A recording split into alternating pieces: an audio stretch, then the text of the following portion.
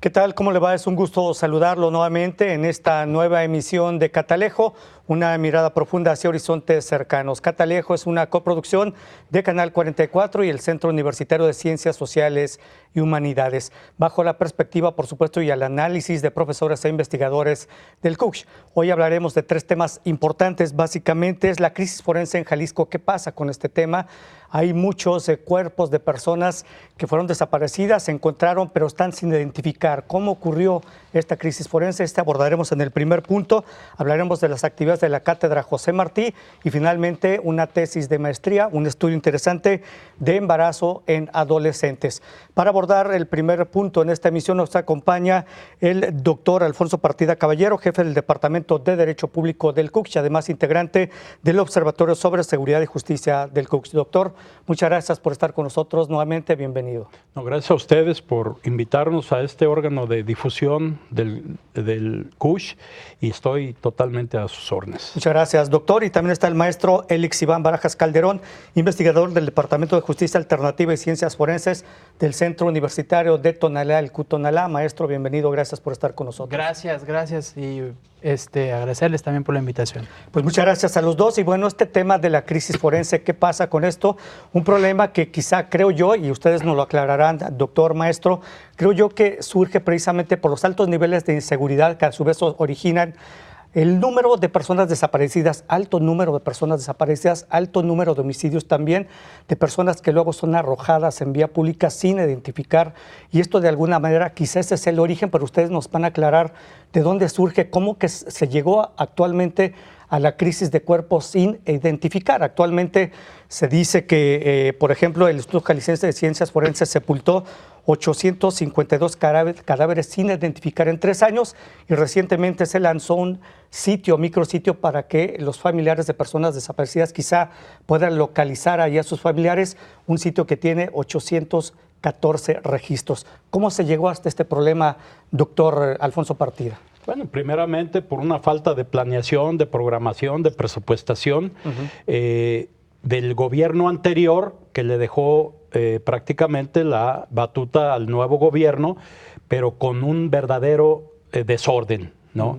Recordemos que el Instituto de Ciencia Forense data de 1998 aproximadamente, y había venido funcionando medianamente de acuerdo a lo establecido. Pero estos gobiernos que a la postre fueron muy irresponsables, que no previeron el crecimiento del índice delictivo que se estaba dando en Jalisco, de la participación de los elementos del crimen organizado, y que todo esto, además con la implementación del sistema penal acusatorio, que te plantea que ahora la prueba técnica es la reina de las pruebas. Anteriormente, sobre todo en estas cuestiones de investigación de los delitos, en el caso del homicidio, pues era la confesional, era la prueba que se utilizaba. Ahora no, ahora tiene que ver con la aplicación de todo lo que viene a ser las trayectorias, efectos, lo que viene a ser la posición víctima-victimario, los indicios, lo que vienen a ser los propios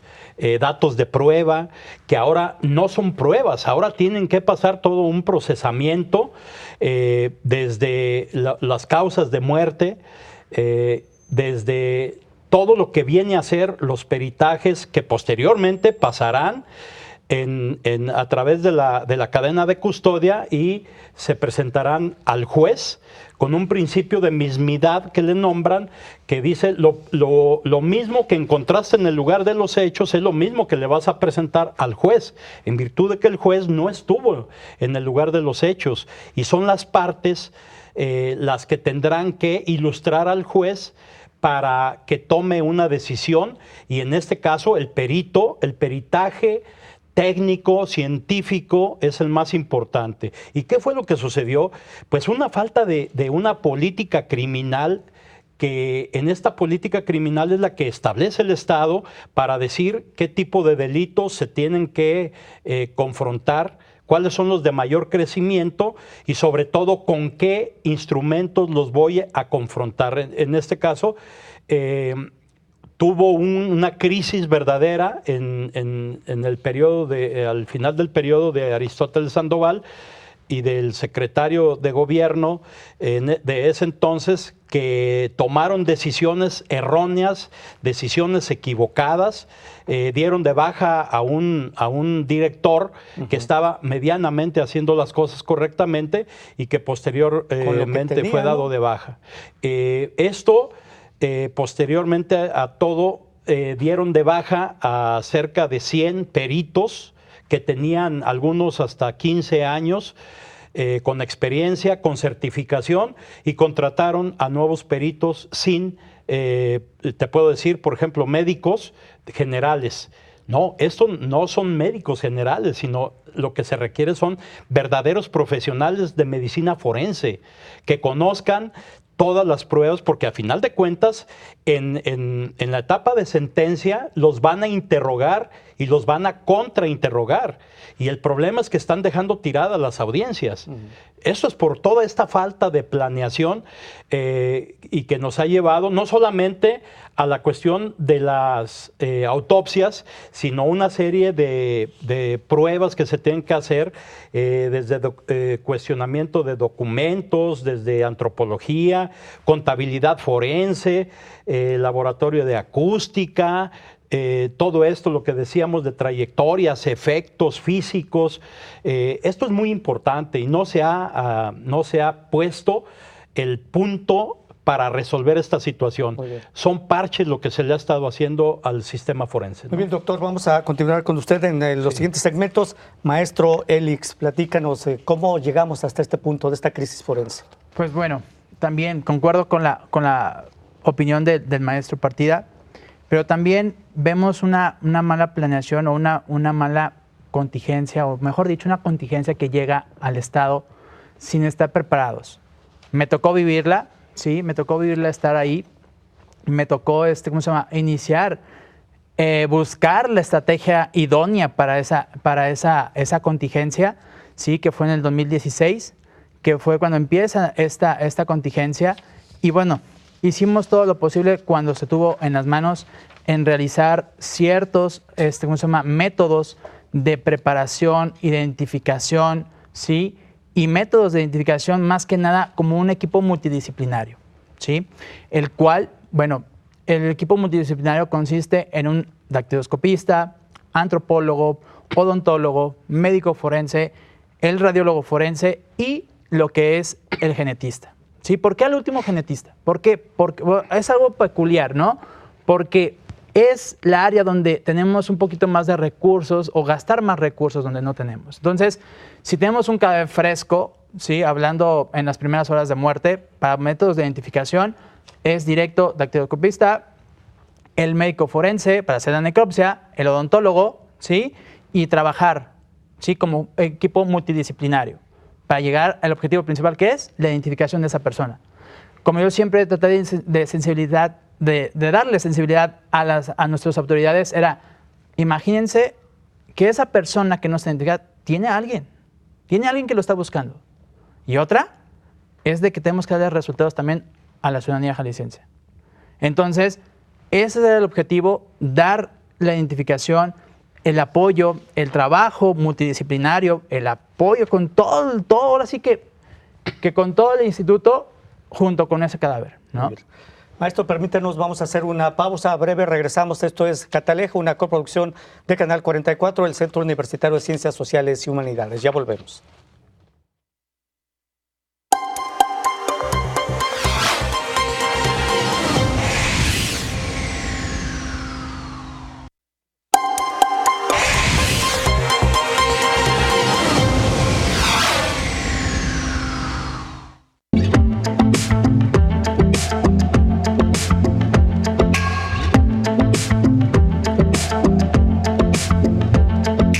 Bueno, continuamos en Catalejo, el tema, la crisis forense en la entidad, ¿cómo se llegó a esto? Ya más o menos los especialistas nos dieron una perspectiva y un análisis sobre esto. Jalisco registra récord en fosas clandestinas, personas también que están ahí sin identificar.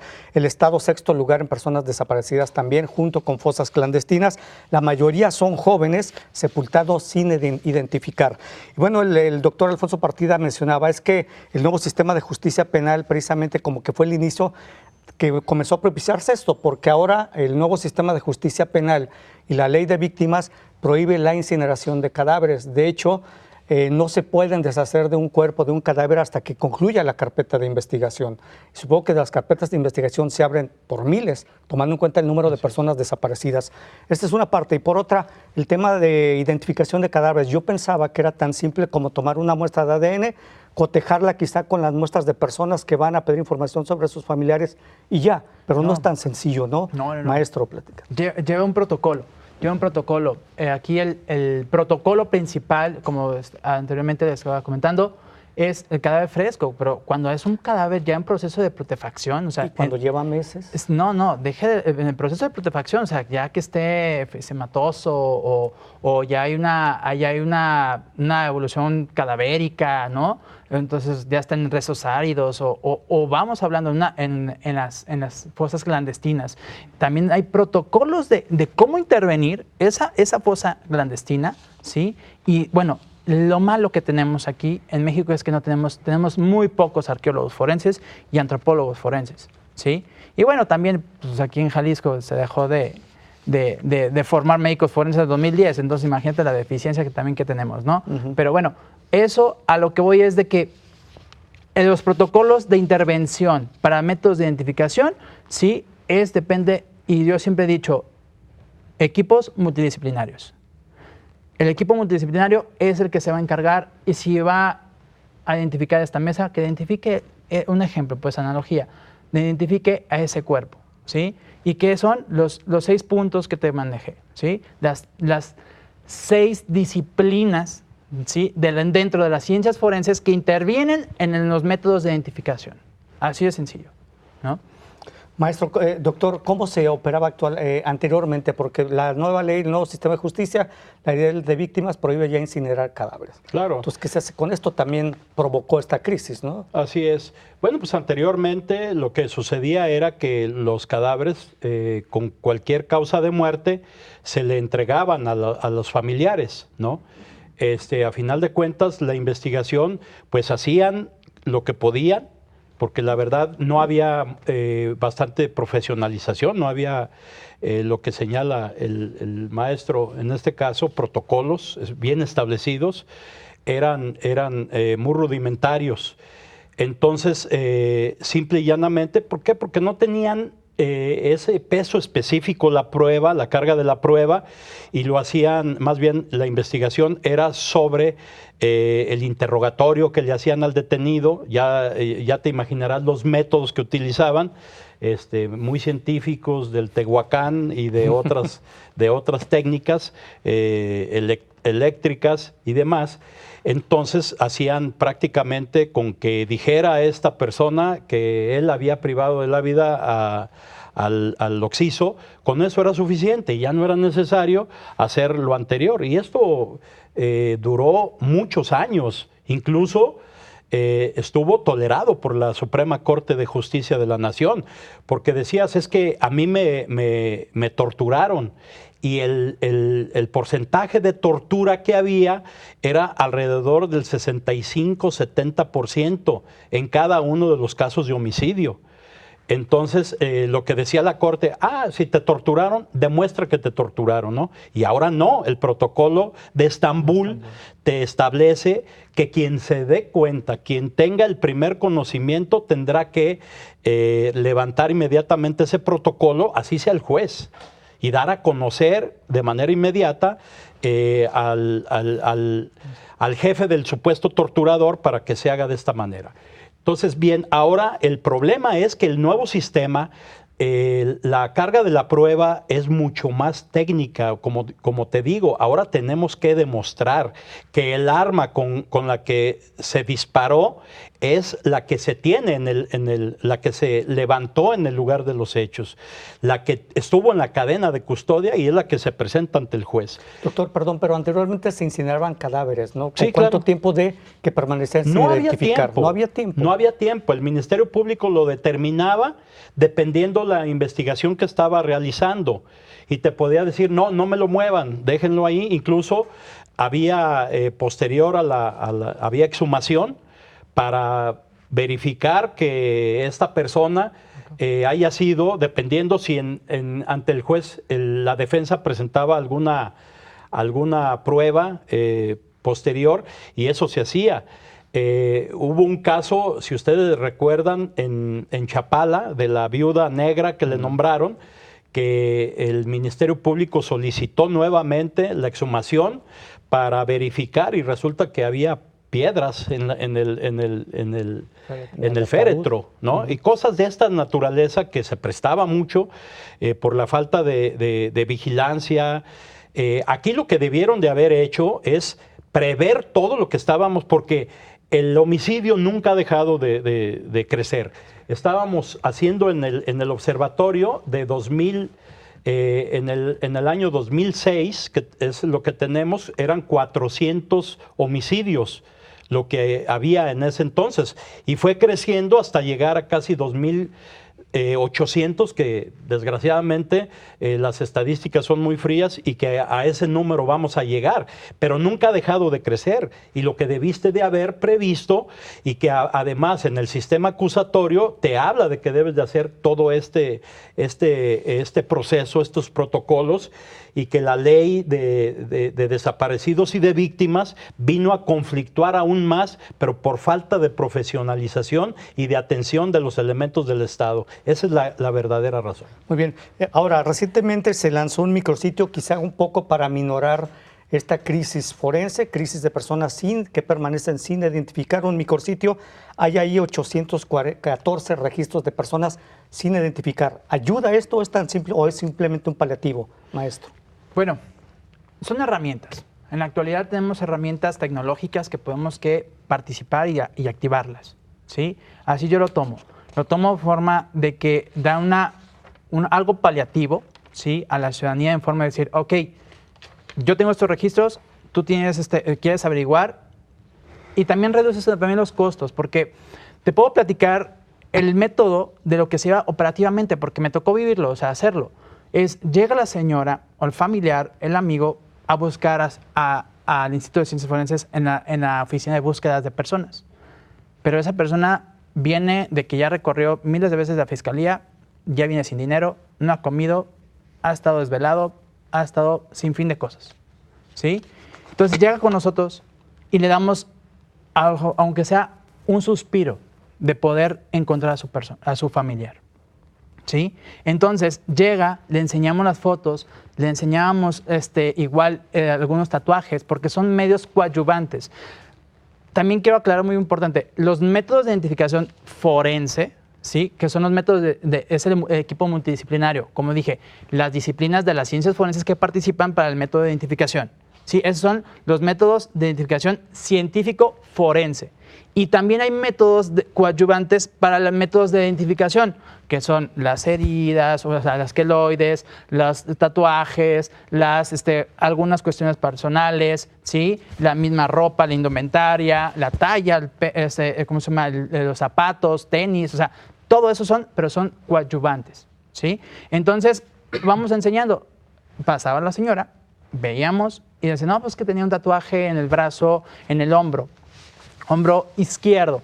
¿De qué imagen? No, pues que un elefante con, ¿cómo se llama?, con unas libélulas, un ejemplo, ¿sí? Ok, entonces encontramos que tenemos 5 cadáveres ahí, con ese tipo de características de ese tatuaje. Entonces, le enseñábamos los tatuajes y enseñábamos también a veces los cadáveres que sospechábamos que puede ser su familiar, ¿sí? Entonces, también el impacto, ¿sí? El impacto de tenerte en una herramienta tecnológica, ¿sí?, que llega a una persona devastada, primero, emocional, ¿sí?, físicamente, ¿sí?, y moralmente, ¿no?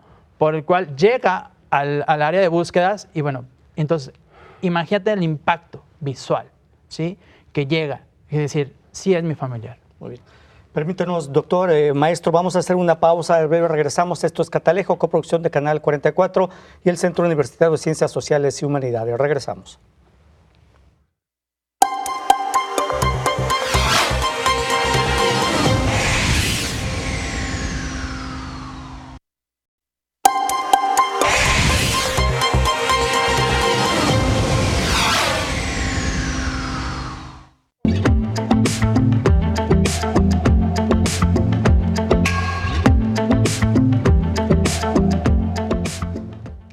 Continuamos en Catalejo, esta coproducción de Canal 44 y el CUCH. Algunos datos que muestran la gravedad del problema de esta crisis forense. De los CEMEFOS que hay en Jalisco, 9, 7 están rebasados, otros 2 tienen un alto porcentaje superados en su capacidad. Un ejemplo es el Grullo, por ejemplo, tiene espacio para 5 cuerpos, hay 26 cadáveres ahí. Esta es una muestra tan solo de la crisis forense que hay en el Estado. ¿Qué hacer ante esta realidad, doctor, maestro? Se requiere mayor infraestructura, mayor personal capacitado, recursos. ¿Qué hay que hacer para resolver esto? Y sobre todo, ¿se puede resolver realmente esta crisis? El maestro señalaba algo muy importante. Se dejó de crear estos profesionales, pues no profesionistas, sino profesionales de la ciencia forense desde hace más de 5 años. O sea, esta es una crisis. El problema, dices tú, bueno, necesitamos 20 peritos más. En medicina forense, el problema es de dónde los vas a buscar. Exacto. ¿No? Porque según los datos que nosotros tenemos, son cerca de 300 peritos que hay en casi 20 distintas áreas del conocimiento, ¿no? Porque no solamente el sistema forense conoce de muertes y de cadáveres, sino conoce también de odontología, de poligrafía, de laboratorios científicos, de sonidos, de apeo y deslinde cuando hay un delito de despojo, por ejemplo, cuando un edificio se cae. Todo esto también lo tiene que hacer. Se le cargó el trabajo a ciencia forense y ahí están las consecuencias.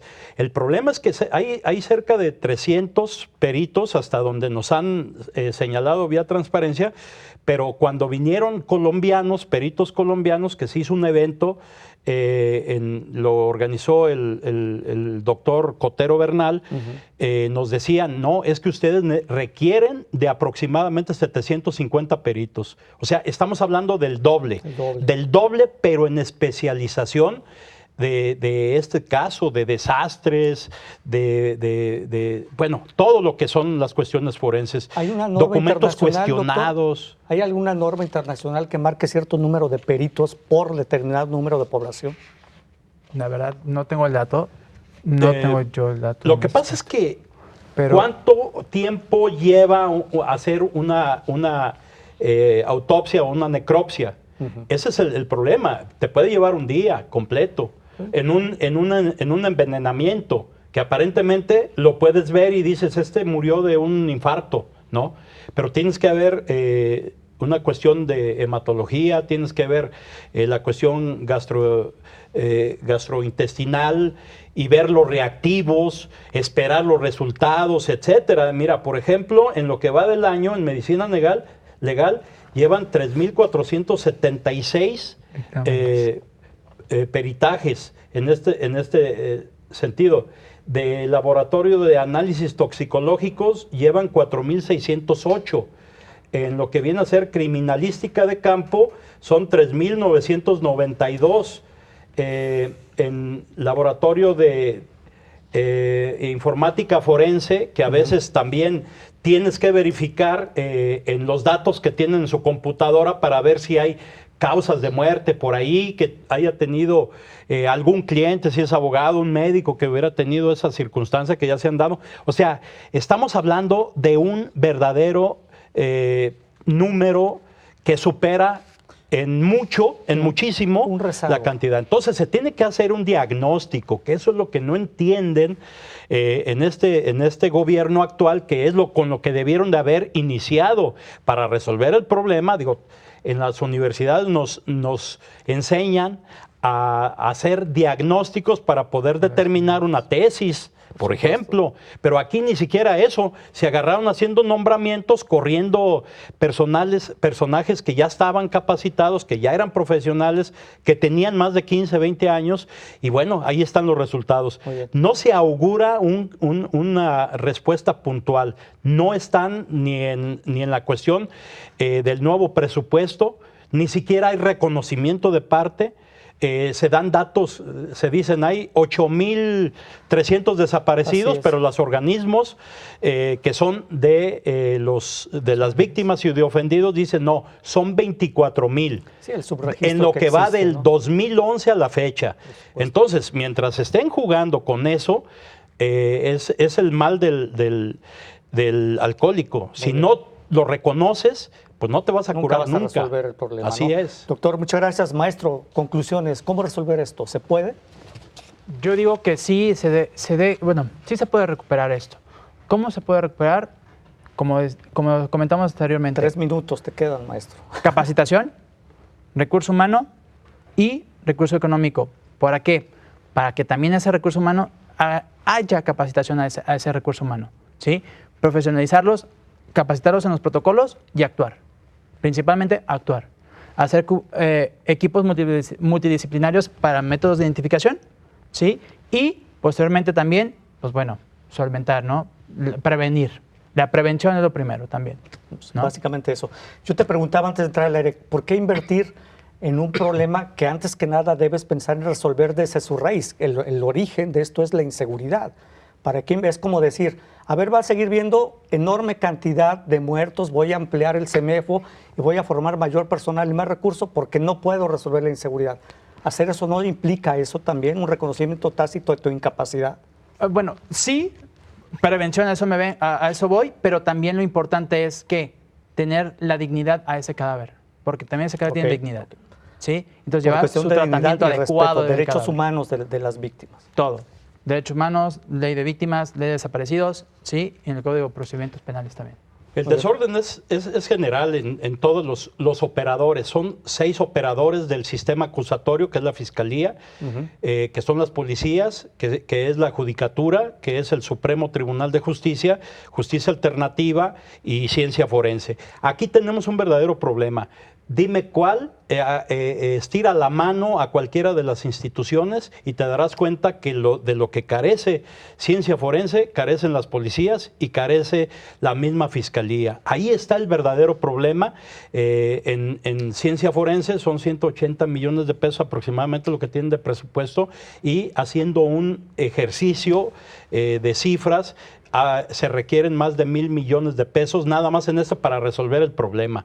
Y en Fiscalía ya no se diga, el desorden es casi total. Muy bien.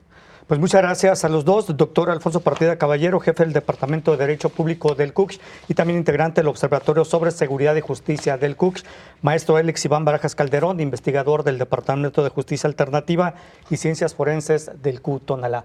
Maestro, gracias. Doctor, muchas gracias. Gracias a ustedes. Gracias a los dos. Gracias a ustedes. Bueno, gracias. Vamos a hacer una pausa. Regresamos. Catalejo, una mirada profunda hacia horizontes cercanos.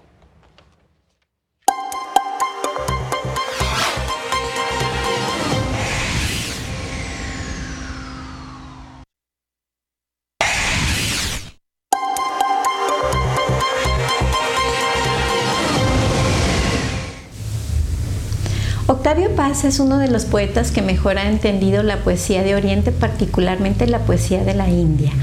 De 1962 a 1968 fue embajador de México en este país, época en la que escribió el poemario del que hablaremos hoy, Ladera Este, un poemario que le hace descubrir, analizar y asimilar los signos poéticos de la India.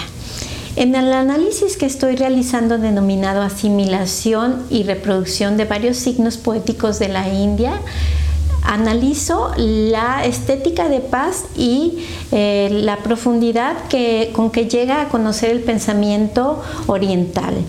Este libro es un libro que ha sido denominado críptico por algunos autores, pero que la verdad es un libro lleno de lenguaje sencillo, de imágenes claras, de gran espiritualidad y de una gran belleza. El encuentro de paz de Oriente con Occidente lo lleva a reconocer en la India un gran palincesto lleno de universos múltiples que él logra desenmarañar en su obra y que hace que el lector se quede perplejo ante ella. Es por esto que yo los invito a que nos acompañen en la lectura de Ladera Este en esta edición de la Feria Internacional del Libro dedicada a la India. Y descubramos junto con Paz cómo la India es un gran palincesto en donde vamos revelando capas y estas capas nos van trayendo a opuestos aparentemente irreconciliables como lo son el gran panteón budista, hindú y por otro lado un monoteísmo férreo, la realidad descarnada del país frente a una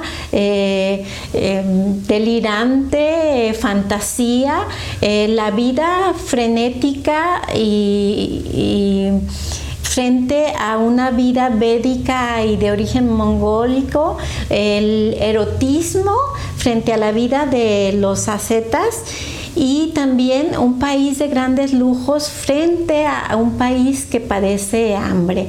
Todos estos signos son reflejados en el poemario de Paz, así que pues sean ustedes bienvenidos, acompáñenos en esta lectura y ayúdenos a descubrir los signos poéticos de la India en la obra de Octavio Paz. Gracias. Bueno, continuamos. Esto es Catalejo, una mirada profunda hacia horizontes cercanos. En este segmento del programa platicaremos sobre la Cátedra José Martí, que también está dentro del Centro Universitario de Ciencias Sociales y Humanidades. Esta Cátedra José Martí la coordina el doctor Mario Alberto Nájera, a quien saludo en este programa. Doctor, bienvenido, muchas gracias por estar con nosotros. Es un gusto saludarlo nuevamente. Bueno, igualmente, gracias por la invitación. Muchas gracias, doctor, por estar con nosotros. Platíquenos de la Cátedra José Martí. ¿Qué es la Cátedra José Martí? ¿Cómo surge la idea de crearla? ¿Cuándo surge y cuál es el principal objetivo de esta cátedra que usted coordina? Bueno, José Martí es un personaje cuyo pensamiento es vigente hoy día. Es un pensamiento muy avanzado de finales del siglo XIX. José Martí pensó en lo que podría venir en el futuro cuando Estados Unidos se convirtiera en la gran potencia que lo vio venir y que estábamos realmente toda la patria latinoamericana del río Bravo hacia el sur en un riesgo muy grande porque se veía ya desde ese momento que Estados Unidos iba a venir con mucha fuerza, sobre todo económica y militar, a imponer economías en América Latina. Mucha gente no sabe que en 1884 Estados Unidos propuso por primera vez un tratado comercial con México, que era un tratado que a México no le convenía de ninguna manera, como no le convino después, más de 100 años después. Afortunadamente no se llevó a cabo. En aquella ocasión el gobierno mexicano supo salirse de esa presión, ¿no? Y también propuso Estados Unidos ya en esas fechas, ya por el 90, un tratado monetario internacional para toda América Latina, que tampoco se pudo concretar en ese momento, pero era imponer incluso una moneda común, el dólar, hacia América Latina. Como en Europa, tipo euro, más o menos, algo parecido. Bueno, pero en Europa fueron las oligarquías las que aprobaron la Unión Europea. Sí. Acá era imponer desde el norte a todos una sola oligarquía, digámoslo así. Y por eso José Martí es un personaje que nos da muchas luces, incluso el día de hoy. Martí habló del equilibrio del mundo, cosa que no se ocurría en ese momento, que al mundo le hacía falta el equilibrio. Y también dijo que América Latina había logrado las independencias de España, pero que tenía que llegar el momento de lograr la segunda independencia, o sea, la independencia económica, la soberanía de los pueblos de esta región. Es un homenaje precisamente a la obra, a la vida, a la memoria de José Martí. Sí, bueno, en parte es un homenaje, pero en parte también la tarea de la cátedra y de muchas otras cátedras que se llaman José Martí en otros países es el estudio de esa obra, de ese pensamiento avanzado, es pensamiento crítico. Es el estudio, la reflexión y la difusión para que las nuevas generaciones vean que tenemos desde hace mucho tiempo en América Latina un pensamiento avanzado que no nos enseñan en las escuelas, generalmente eso ha sido dejado de lado, y que estas cátedras universitarias tienden a hacer esa difusión para recuperar mucho de lo bueno que tenemos de pensamiento filosófico en educación, en política, en derecho, en fin, en muchos campos que Martí abordó en su momento. Ahora, doctor, durante el año, anualmente, ¿qué tipo de eventos realiza la cátedra? Porque tengo entendido que se basan básicamente en cultura y resistencia, humanismo, educación, literatura y compromiso, esos temas que se abordan anualmente como parte de simposios, congresos, eventos que realiza la cátedra. Sí, bueno, la cátedra nuestra de la Universidad de Guadalajara tiene un convenio con la oficina del programa martiano en La Habana, que es el centro donde hay un grupo numeroso de investigadores que se dedican allá a estudiar la obra y llevarla mucho más adelante en la reflexión, y se publica bastante. Entonces tenemos un convenio en el cual investigadores de allá, del Centro de Estudios Martianos, han venido a la Universidad de Guadalajara a dictar conferencias, a dar seminarios, y lo mismo, de aquí hacia allá, según el convenio que tenemos firmado desde el 2002 y que se ha renovado, han ido profesores, investigadores nuestros a dar conferencias sobre temas que a ellos les interesan, en distintos campos, en la antropología mexicana, en la literatura. Por ejemplo, hemos dado ya 2 seminarios sobre Juan Rulfo, han ido profesores nuestros. Es un intercambio que se ha enriquecido con los años. También dentro del convenio es la publicación de textos, y ya tenemos 2 publicados en colaboración con el Centro de Estudios Martianos, entre otras cosas. Se prevé también el intercambio de estudiantes, de académicos que puedan hacer estancias, y hemos logrado cosas muy interesantes. Sí. Doctor, usted también es coordinador de la Red Internacional de Cátedras Martianas, tiene presencia en 19 estados. ¿Las actividades de estas cátedras son similares en todos los países o básicamente se tropicalizan en cada nación con base a los requerimientos o necesidades de la población estudiantil de esos países? Sí, según cada país y cada universidad, le da a su cátedra José Martí tareas y actividades que ellos requieren o que ellos ven que es necesario. Efectivamente son 52 cátedras José Martí en 19 países. Hay países en donde hay más de una. Por ejemplo, en México tenemos 5 cátedras José Martí, en la UNAM, en Veracruz, en Michoacán, en Saltillo y en Yucatán, ¿no? Además de Guadalajara. En otros países como en Brasil hay 3, en España hay 2, en Venezuela hay 3, y así sucesivamente. En Argentina es donde hay más, 8 cátedras José Martí, en Costa Rica, Panamá, Ecuador, en fin, son 19 países, y en el Caribe, por supuesto, también hay varias cátedras, en República Dominicana, en Puerto Rico, y comenzamos con 6 cátedras en el 2003, y ahora tenemos 52, que hemos ayudado desde acá, desde la coordinación, a propiciar, apoyar y a darles nuestra experiencia. Nuestra cátedra se fundó en 2002. Ahora, el contenido de todas estas cátedras, usted dirige esta red internacional, ¿es avalado por usted directamente desde la Universidad de Guadalajara o también es con el apoyo de todos los especialistas de cada país? Sí, por supuesto. Bueno, para empezar tenemos el apoyo y toda la disposición de los investigadores del Centro de Estudios Martianos, que digamos son como la vanguardia de los estudios martianos, ¿no? En el continente y en Europa, y en fin. Hay interesados en la obra de Martí en Francia, hasta en Japón, en España mucha gente, hay muchos estudiosos de Martí. Sí, la coordinamos desde acá, desde el CUSH, desde la Universidad de Guadalajara, porque así fue como se dio en 2003 en la reunión que fue en Panamá, y se nos pidió esa tarea, ¿no? Tenemos un encuentro anual de cátedras martianas, un encuentro internacional que se va rotando En cada país se va desarrollando cada año un encuentro anual. Muy bien. Pues muchas gracias, doctor Mario Alberto Nájera, coordinador de la Cátedra José Martí dentro del Centro Universitario de Ciencias Sociales y Humanidades. Gracias. El crecimiento de las cátedras rápidamente nada más pues habla de la vigencia del pensamiento de José Martí, ¿no? Y que cada vez se ve eso. O sea, hay un redescubrimiento del pensamiento martiano. Muy bien. Muchas gracias, doctor Mario Alberto Nájera. Gracias. Vamos a hacer una pausa, regresamos. Esto es Catalejo, una mirada profunda hacia horizontes cercanos.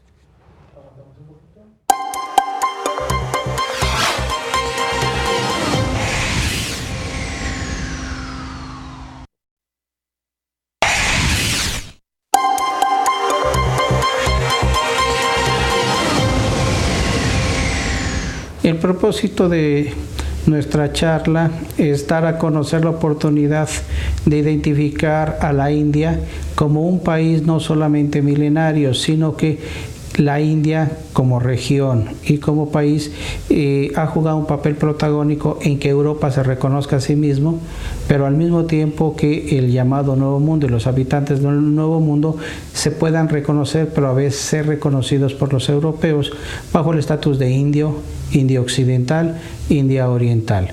Entonces, los habitantes de la región de Asia se les llamará indios y a los del Nuevo Mundo también se les llamará indios, cada uno con sus propias características.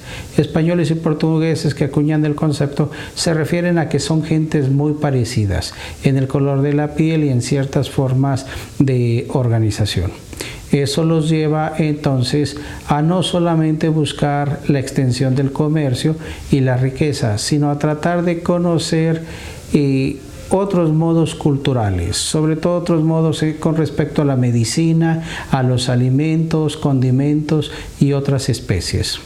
De tal manera que entonces identifican que funcionan muy bien ciertos remedios para la salud, problemas estomacales o de garganta, que en ambas regiones, en ambas Indias, la oriental y la occidental, han tenido muy buenos resultados y que ellos hasta ese momento no han tenido. Si bien usualmente en los textos se cita que buscan oro, lo cual es cierto, buscan oro y priorizan las minas, también es muy importante que empieza un intercambio y podríamos llamarle un intercambio pluricultural, puesto que la India no solamente por las gentes y las comunidades que habitan ahí se retroalimentan o son estables o fijas, sino que son dinámicas porque viene gente de la India, viene gente de la Persia, viene gente de Arabia, viene gente de África y a su vez los europeos. Entonces los puertos de la India juegan un papel protagónico porque se vuelven puertos cosmopolitas en el sentido de la tolerancia religiosa y política entre ellos. Posteriormente las cosas cambiarán, pero al momento del reencuentro con la India a partir del siglo XV y XVI nos da una oportunidad de conocernos a nosotros mismos, los habitantes del Nuevo Mundo y concretamente los mexicanos. Bueno, continuamos en Catalejo, coproducción Canal 44, el Centro Universitario de Ciencias Sociales y Humanidades. En esta parte del programa nos acompaña la maestra Paula Karina Quevedo Mojarro. Ella es ganadora del primer concurso de tesis convocado por la Maestría de Gestión y Desarrollo Social, actual estudiante del doctorado en Ciencias Sociales del CUCH.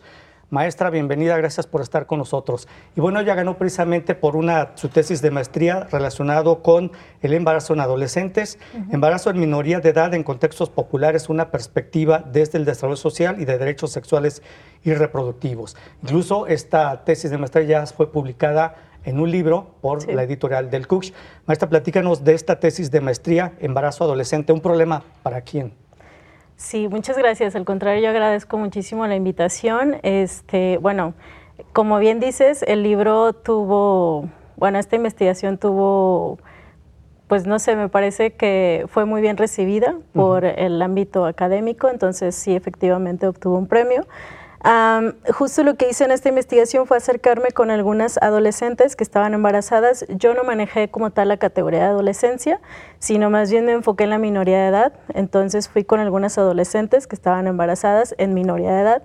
Y a partir menos de 18 años, Ajá, el rango de edad es. que 10 a 18 años, más o menos, 10 a 17 años. La más joven con la que estuve en interacción era una chica de 13 años. 13. Entonces, de 13 a 17 años.